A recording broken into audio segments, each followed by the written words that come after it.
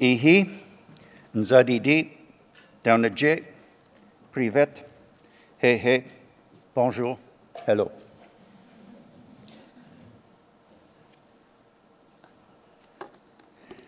Canadian politicians in particular often brag about their country's Arctic identity and its northern character. I have long wondered who or what that is. So my book, Hunting the Northern Character, tries to answer that question, and I would say at the beginning, it is a book by a Northerner. It is not the book by the Northerners. My story has three actors: Indigenous villages, nation states, and Arctic cities.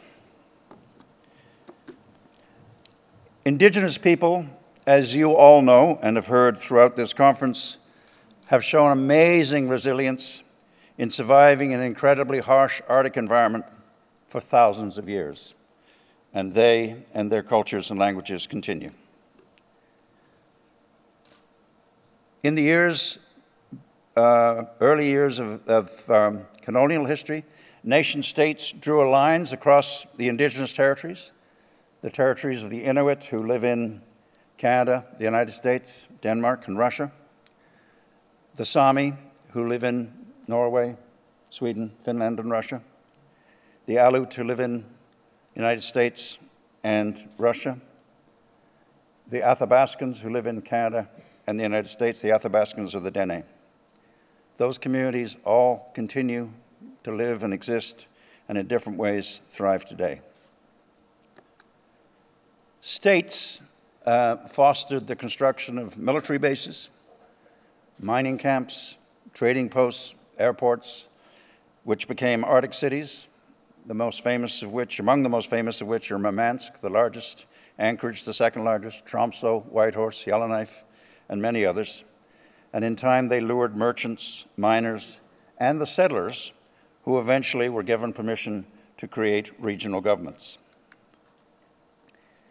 In my story, there are key character-forming events in recent Arctic history over the last 50 years in particular. First is colonization. Second is the Cold War. The third are the land rights struggles of Indigenous people. Fourth, I mentioned, is the creation of the Arctic Council. Fifth would be the resource booms and busts. The sixth be security, and I'm going to talk about only that in terms of four ideas that are being discussed nowadays. Of course, the climate crisis, which is impacting the Arctic twice as much as it is everywhere else, and governance, the emergence of new forms of governance in the Arctic, which I will talk a little bit about. Colonization was often very cruel to the Indigenous peoples of the far north. Nation states, in some cases, kidnapped Indigenous children for compulsory re-education in Christian schools to teach them to become citizens of nation states, to lose their language and lose their culture. They were often pushed off their hunting grounds, sometimes by very well-meaning governments who wanted them to have access to education and healthcare. But that caused a shift from traditional protein-rich diets, berries, caribou, fish, to diets of sugary junk food. And in many parts of the north, diabetes, heart disease, and even suicide followed from that transition. In the Cold War, it was very tough for many Indigenous communities who, for security reasons, were forcibly moved from their home villages, their home communities, or divided by the harsh barriers of the East and West. And I just show you on this map here some of the relocations of Inuit communities in the far north of Canada to reinforce our sovereignty in that part of the world. After the Cold War, Mikhail Gorbachev went to Murmansk and made a remarkable speech, which was talking not about the Cold War, but talking about the Arctic as a zone of peace. And the idea of the zone of peace and environmental protection and a response to Indigenous people had echoes all around the circumpolar world, and it was the beginning of new north-to-north dialogues which resumed everywhere in the far north. One of the most pressing issues in this period, towards the end of the Cold War, where indigenous chiefs, following the difficulties of the Cold War, pressed land claims, settlements, pressed their land rights claims. And the most important and the first of these large settlements was in 1971 when the United States Congress wrote the Alaska Native Claims Settlement Act, which returned 178,000 square miles of land and about $1 billion to indigenous people in Alaska under corporate but not tribal governance. In Canada, very much inspired by the Alaskan precedent, their indigenous neighbors in the Yukon, Northwest Territories, and Nunavut began to pursue their own land claims. And as a result, over the next decades, 20 northern Canadian treaties followed, which covered 40% of the land mass of Canada, the northern 40%, and recognized title to 500,000 square kilometers of land, now under indigenous ownership and tribal government, or some form of tribal government. In case of Nunavut, the Nunavummiut, Inuit of Nunavut, who are 85% of the population, chose a public government, but a public government they essentially control. Greenland in the same period went from home rule and to achieving self-government, and Norway adopted the Finnmark Act, in some ways an echo of the co-management arrangements that were negotiated in the Canadian North between indigenous and settler populations. As you all know, in 1996, 8 Arctic states created the Arctic Council. And an impressive and important innovation, I think probably would have been impossible without the settlement of land claims in some of the Arctic countries. 6 indigenous permanent participants were recognized to sit at the tables with the ministers and given a voice in council debates. As I say, this was a first for any international forum and an incredibly important event. However, the Arctic Council gave settler cities and regional governments, representing 85% of all Arctic residents, no voice at all.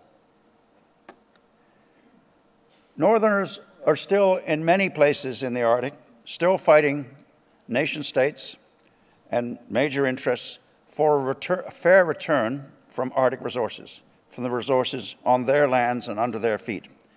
But they're also pushing for respect for traditional renewable resource users, people who harvest caribou and fish, from non-renewable resource developers, gas, oil, mining interests. That, too, is an ongoing debate. 5 Arctic states met at Ulasat and decided to follow the United Nations Law of the Sea rules and seek to develop their interests in the Arctic Ocean seabed, essentially subdivide that property among the 5 of them. However, those 5 states forgot about the rights of the Inuit in all of our countries, coastal people, many of whom actually lived on the sea ice and claim interests and rights in the seabed resources. So in Arctic security, there's been lots of debate over the last 4 years. Many years. I don't intend to go over all the issues, but we have the old idea that military force is necessary to maintain peace and order. Canada's former Liberal Foreign Minister, Lloyd Axworthy, developed and articulated at the United Nations this idea of human security, that the state had a responsibility to support individual needs for food, housing, environmental and social safety net, and act as a cornerstone of an Arctic, a new idea, a secure community of the Arctic to act as a community of communities. And of course, there are many debates about a hybrid or some combination of all of the above. I'll wrap up quickly here. Of course, you know about the climate crisis. I took this picture off the north coast of Norway, where a Sami fishing community had sent their message about climate change. But as fish and game shift away from hunting grounds, indigenous villages sink into the sea, and thawing permafrost undermines municipal foundations in the Arctic, yet still Arctic opinion is divided between boomers and lifers on this question. Boomers come north to make a quick buck, lifers stay to make a living, boomers profit from climate change, lifers adapt. Indigenous and settler folk now stand on both sides of this debate. In the old days, the nation states talked down both to settlers and indigenous communities in the north. Now it is more common for indigenous chiefs and settler legislators to learn, as they are doing, especially in North America and others, to learning how to govern together. Decolonization is a shared goal of Northerners. Alaskan Natives have land, money, and political power. NWT and Yukon villages enjoy regional government powers, and territories have devolution of resource management. Greenland has self-government, Finnmark County has co-management, and the Inuit of Nunavut are collectively the largest private landowners in the world with 350,000 square kilometers of land in their treaty. So here's a quick quiz, and I'll end on this.